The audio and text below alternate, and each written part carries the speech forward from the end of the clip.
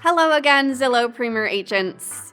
If your best friend left you a voicemail saying they were interested in buying a home, how many times would you contact them? 3 times? 5 times? 10 times?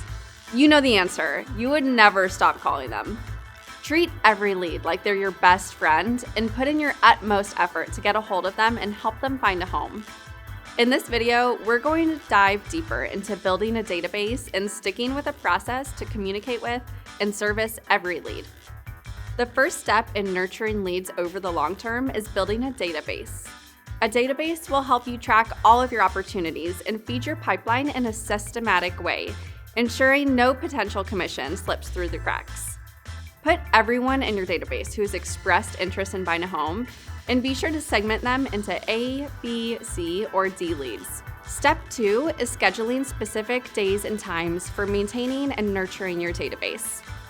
Using a CRM like the Zillow Premier Agent mobile app will help you organize your days to efficiently stay on top of your pipeline. By adding more focus to B and C leads, many agents double their conversion rate. If you keep yourself accountable and servicing every lead, you just might find more jewels in the treasure chest. What about those hard-to-reach D leads? A D lead is anyone who you haven't gotten a yes, no, or maybe response from. The intent with these leads is to move them into the A, B, or C lead segments. Here are a few tips to increase engagement. Remember that database we were just talking about? Keep a high volume of cold leads in this database and retarget them on Facebook and other social platforms. You can send them a personalized message on Facebook, LinkedIn, or through video texting. These tricks will get you closer to getting some form of engagement.